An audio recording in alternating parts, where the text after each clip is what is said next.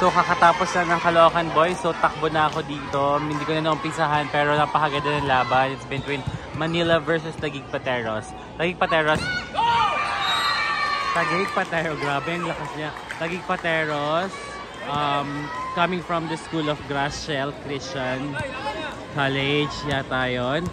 In Manila is from the National University.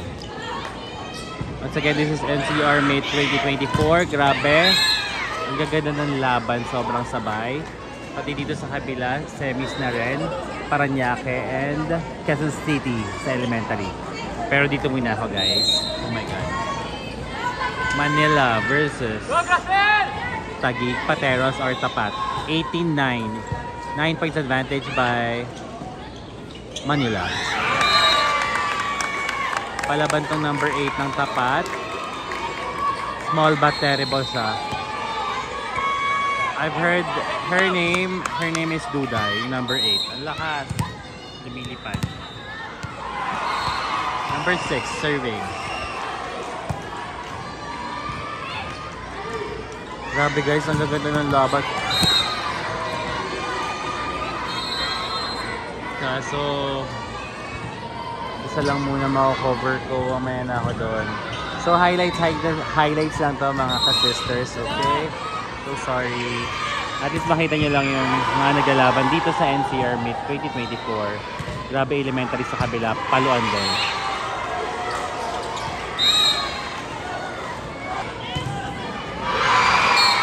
(2010)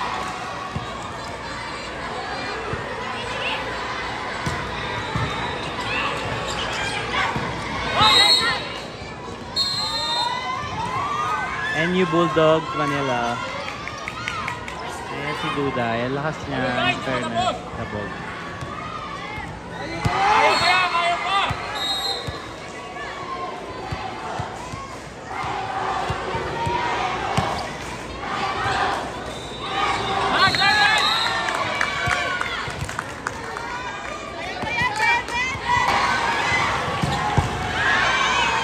So yun. Grabe yung 4. Opposite hitter ng NU, grabe baon.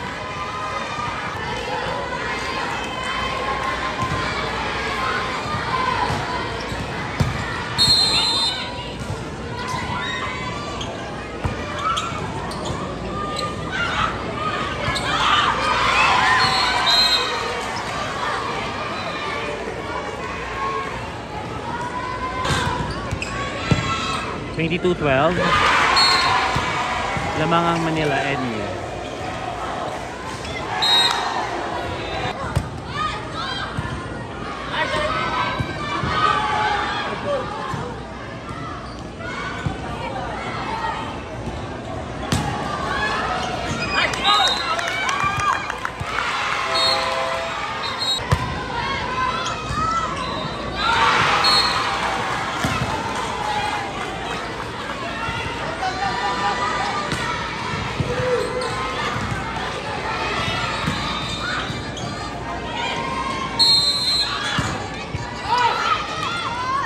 Gandang libero ng Tapat or ng Rizal. Ang galing niya, oh my God.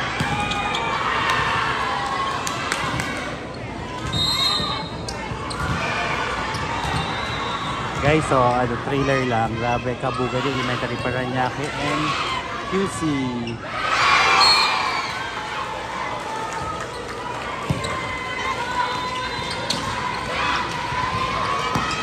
Medyo nahihirapan ng Tapat sa NU Manila.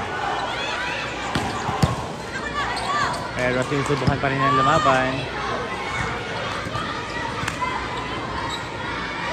Running. Medyo full mat.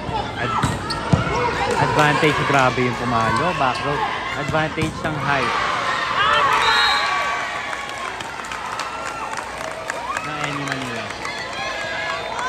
Pero lumalaban sila. It's a battle between, I guess, David and Goliath. Pero skills wise, okay na okay ang Tapat din. Service. Uy, grabe yun. Pina-check. Grabe.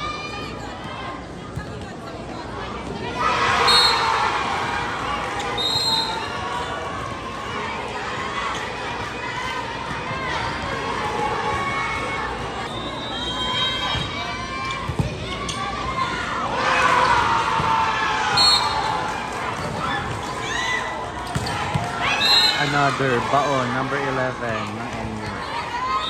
Okay, first set got by NU Manila.